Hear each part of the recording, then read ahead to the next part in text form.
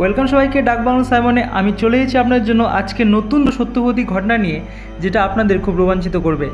আর আমাকে সত্যবতী ঘটনা পাঠাতে হলে নিচে ডিসক্রিপশানে দেখুন আমার ফেসবুক পেজের লিঙ্ক, আর আমার ফেসবুক লিঙ্কও দেওয়া আছে, সেখানে গিয়ে আপনি ঘটনা পাঠাতে পারেন। অথবা কোনো কারণে যদি সেই লিঙ্কগুলো কাজ করছে না, তাহলে আমাকে শুধু কমেন্টে লিখুন ইউটিউবে গিয়ে যে আমি ঘটনা পাঠাতে চাই, তাহলে আমি নিজের পার্সোনাল হোয়াটসঅ্যাপ নাম্বার আপনাকে দিব, আপনি সেখানে ঘটনা পাঠাতে পারেন। আর আজকে আমাকে ঘটনা পাঠিয়েছেন রাজীব দাস। তো রাজীব দা, থ্যাংক ইউ প্রথমত আমাকে এত সুন্দর একটা সত্যবতী ঘটনা পাঠানোর জন্য। আর আমি চাই যে আপনি পরবর্তীকালেও এমন সত্য ভৌতিক ঘটনা পাঠান। আর থ্যাংক ইউ আবারও। তাহলে বেশি না কথা, চলো আজকে রাজীব দার ঘটনা শোনা যাক।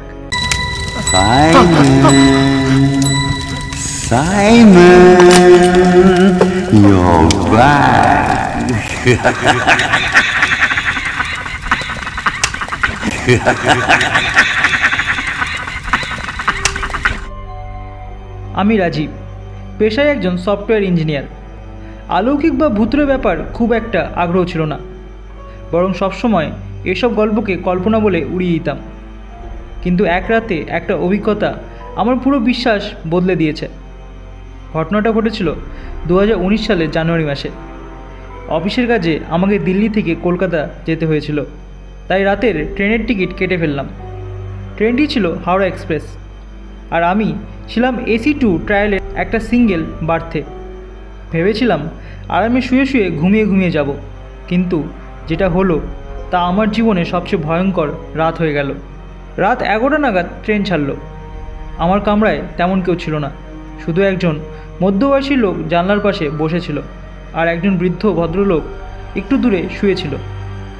আমি নিজের জায়গায় বসে ল্যাপটপে একটা কাজ করছিলাম। বেশ খানিকটা সময় কেটে গেল। রাত 1টার দিকে ট্রেনটা একটা ছোট স্টেশনে থামলো, নামটা মনে নেই। ট্রেন ছাড়ার কিছুক্ষণ পরে আমি লক্ষ্য করলাম কামরায় আরও একজন ঢুকেছে, একটা তরুণী।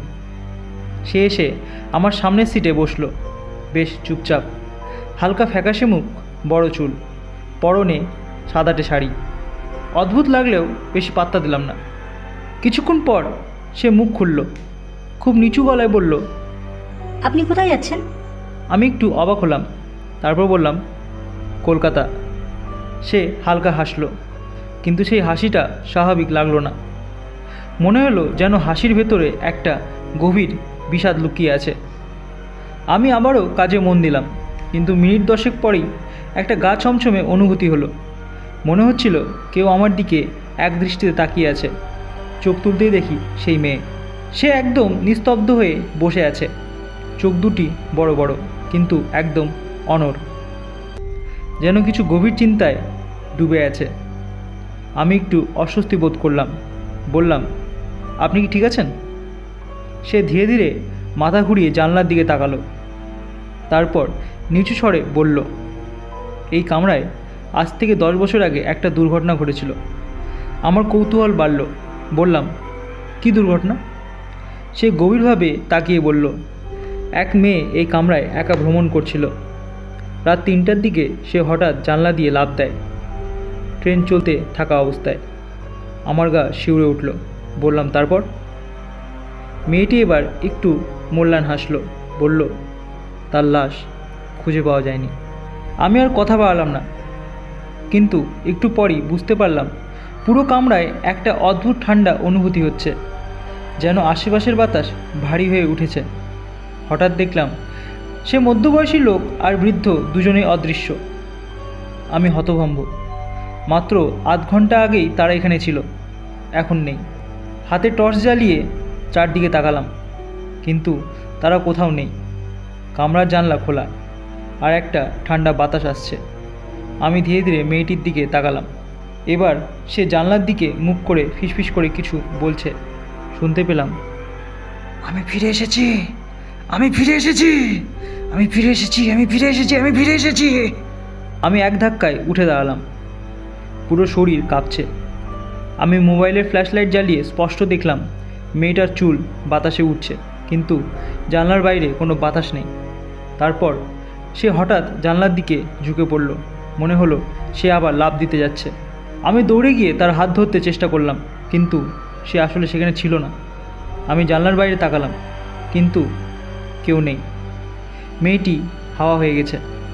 আমি স্তব্ধ হয়ে গেলাম। মিনিট দুয়েক পর ট্রেনের টিটি এলো। আমি কাঁপা কাঁপা গলায় সব বললাম। টিটি একটু চুপ করে থাকলো, তারপর বলল, আপনি প্রথম নন। প্রায় এই কামরায় এমন ঘটনা ঘটতেই থাকে। আমি শিউরে উঠলাম। সকালে ট্রেন যখন কলকাতায় পৌঁছালো, আমি জীবনের প্রথমবারের মতো স্বস্তি অনুভব করলাম। কামরা থেকে নামার আগে পিছনে একবার তাকালাম। সেই সিটটা ফাঁকা পড়েছিল, কিন্তু মনে হচ্ছিল যেন কেউ এখনও সেখানে বসে আছে। আজও যখন রাতে ট্রেনে উঠি, তখন এই ঘটনা মনে পড়ে যায় আমার। আর আমি জানি, কিছু সত্য কথা যুক্তি দিয়ে ব্যাখ্যা করা যায় না। আপনার কি কখনো এরকম অভিজ্ঞতা হয়েছে? না রাজীবদা, তোমার মতো ঘটনা আমার সঙ্গে বর্তমান পর্যন্ত হয়নি, কিন্তু আমি সত্যি বলছি যে তোমার মতো ঘটনা যদি আমার সঙ্গে হতো, তাহলে আমি হয়তো ট্রেন থেকে আমিও ঝাঁপ দিয়ে দিতাম ভয়ে। কিন্তু আমি সত্যি খুব খুশি হয়েছি যে তুমি আমাকে ঘটনা পাঠিয়েছো। আর আমি আমার বাকি শ্রোতাদেরকেও বলতে চাইছি যে কারো কাছে যদি ঘটনা থাকে, তাহলে অবশ্যই আমাকে বলো। আমি আপনাদের ঘটনা আপনাদের সামনে তুলে ধরবো। তাহলে আজকের মতো এতটাই।